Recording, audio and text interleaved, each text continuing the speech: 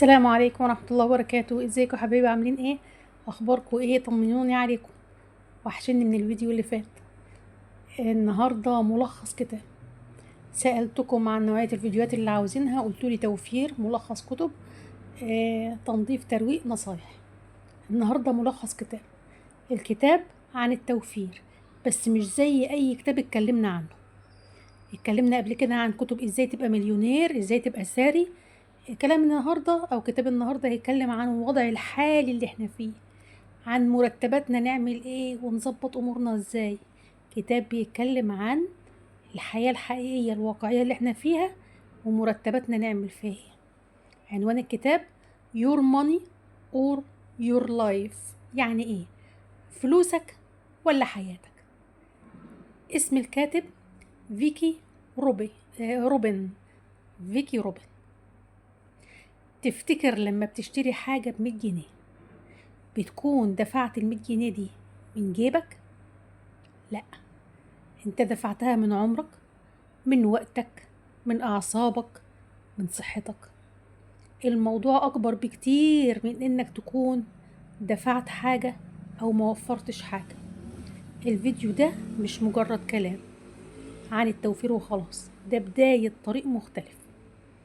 لو مستعد إنك تغير تفكيرك خليك معايا لآخر ثانية.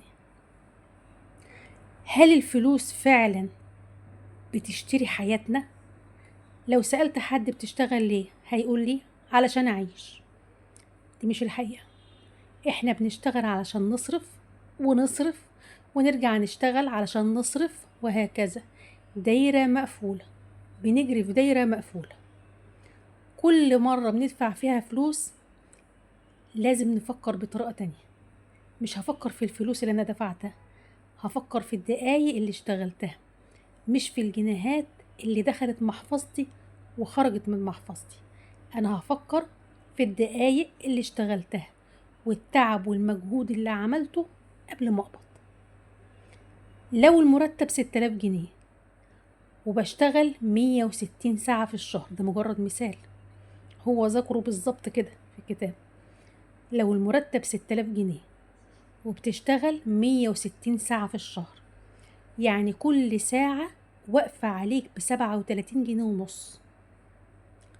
عجبتك شنطة ورحت اشتريتها، طلعت ب750 جنيه مثلا، يبقى انت صرفت 20 ساعة من عمرك انت قضيتهم في الشغل عشان تجيب شنطة.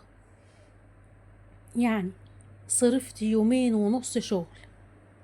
هنا لازم تسأل نفسك بعد ما اشتريت الشنطة خلاص، هل هي تستاهل ان اشتغل 2.5 يوم عشان اجيبها، ولا كانت مجرد لحظة انبهار واخرتها همسكها حبة صغيرين وهتتركن على الرف او في الدولاب. وقال في 3 خطوات عملية لازم تتعمل كل مرتب، من قبل المرتب ما ينزل وأول ما ينزل وإحنا بنصرف فيه. 3 خطوات عملية لازم نعملها. إيه هي الخطوات دي؟ أول حاجة، أنا همسك ورقة وقلم واحسب كل الفلوس اللي كسبتها في حياتي. أو امسك ورقة وقلم واحسب كل الفلوس اللي انت كسبتها في حياتك. فكر من أول ما اشتغلت لحد دلوقتي، لحد لحظتنا اللي احنا فيها دي. جالك مرتب قد ايه؟ جالك زيادات قد ايه؟ قبضت جمعيات قد ايه؟ جالك هدايا مالية او فلوس نقوط مثلا قد ايه؟ اكتب كل الفلوس اللي جاتلك في حياتك، ده لو انت فاكرهم اصلا. اكتب كل ده في ورقة. تمام؟ هتتفاجئ بجد بالرقم، وهتسأل نفسك وتقول الفلوس دي كلها راحت فين؟ ده انا ما معيش في البنك او ما معيش في حسابي غير 500 جنيه وبس. قارن الفلوس اللي انت كسبتها طول عمرك بالفلوس اللي فاضلة معاك حاليا. مثال، لو انت كسبت طول عمرك 500,000 جنيه ولقيت نفسك محوش 5000 جنيه وبس، ده معناه ان انت صرفت 99% من عمرك، متبقي معاك 1% بس من العمر اللي انت قضيته في الشغل. يعني أنا اشتغلت مثلا هنقول 15 سنة، يبقى أنا صرفت 14 سنة ونص شغل، متبقي معايا نص سنة. لو استمريت على كده السنين الجاية هتوصل لإيه؟ منتظر تعمل حاجة؟ نهائي. منتظر تعمل مستقبل؟ أبدا. منتظر ولادك يرتاحوا أو يعيشوا عيشة مرتاحة؟ استحالة. الكتاب هنا مش بيقولك إن أنت غلط، لأ، هو بيقولك لازم تعيد التوازن وتفكر من جديد إحنا بنصرف ليه وإزاي. تالت خطوة، هو أول خطوة قال نحسب كل الفلوس اللي داخلالنا قد إيه ونقارنها باللي معانا.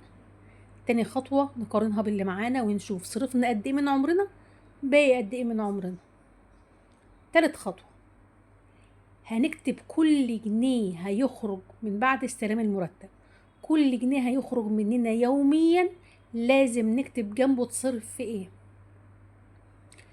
مش لازم نكتب كلام معقد ولا كلام صعب، لا، مجرد ان انا بأيد بس جنب كل حاجة صرفتها في ايه. وهعمل خانة للملاحظات، هكتب قدام كل حاجة صرفتها في خانة الملاحظات، هو اللي انا صرفته ده كان ضروري، كان بيساعدني فعلا، ولا كان ممكن استغنى عنه. هنا هيبان لك حقايق كتير قوي قوي قوي. في ناس كتير بتتعب في الشغل ولما بتقبض تاخد بعضها وتروح تخرج خروجة حلوة وتقول انا بعد تعب شهر كامل استاهل ان انا ارفه عن نفسي. حقهم. بيتغدوا بره وبيصرفوا. الغدا بره طبعا هو في الكتاب كاتب قال ايه، ان الغدا بره صرف فيه 400 جنيه طبعا او 400 دولار دي بالنسبه لنا احنا هنا اقل غدوه بره مش اقل من 700 800 جنيه، عشان يبقى اسمنا غيرنا جو او رفهنا عن نفسنا، او احنا كنا مكبوتين وبنشتغل وتعبانين لازم بقى نكافئ نفسنا. ادينا كافئنا نفسنا ب 700 او 800 جنيه، فرحنا وغيرنا جو. هل الحالة النفسية اللي بنوصل لها بعد الخروجة أو العزومة على أكل بره إن إحنا فرحنا وغيرنا جو بتفضل زي ما هي؟ أبدا، بتتغير في ثواني. بنرجع فجأة نصاب بالإحباط. ليه؟ بنلاقي إن إحنا صرفنا 700 أو 800 جنيه في أكلة كان ممكن ال 700 أو 800 جنيه يمشوني من 5 أيام لأسبوع، 5 أكلات 7 أكلات 6 أكلات غدوات جوه البيت بشبع وبنظافة وكفوني أسبوع، بدل ما أنا صرفتهم في ساعة زمن كانوا هيكفهم أسبوع. هنا لازم أخد بالي إن في معادلة لازم أتعلمها، معادلة عن الفلوس. فاكرين الكيمياء زمان كان عندنا معادلات، حاجات بتدخل جوه المعادلة وبتنتج منها حاجات تانية، كان لازم المعادلة دي تبقى متوازنة، يعني اللي داخل قد اللي خارج. زي في الرياضة 1+1 بتساوي 2، يبقى لازم الاتنين اللي موجودين قبل يساوي، الحاجات الموجودة قبل يساوي بتساوي الحاجات اللي موجودة بعد يساوي. ايه هي المعادلة؟ المعادلة بتقول ان الوقت بيساوي الفلوس بتساوي وقت وطاقة وعمر. الفلوس اللي جات لي دي عبارة عن وقت أنا صرفته أو ضيعته في الشغل، طاقة أنا بذلتها في الشغل، عمر ضاع من عمري، ساعات محسوبة من عمري قضيتها في الشغل. كل دول جابولي فلوس. لازم الوقت والطاقة والعمر اللي أنا بذلتهم في الشغل يجيبولي فلوس مساوية ليهم، وأحاول أحافظ عليها عشان أبقى أنا حافظت على وقتي وعلى طاقتي وعلى عمري، أصرف في الصح وبس. قلنا لازم المعادلة دي تبقى موزونة. الفيديو ده مش بس سلسلة فيديوهات من كتاب، ده بداية جديدة للحياة ككل.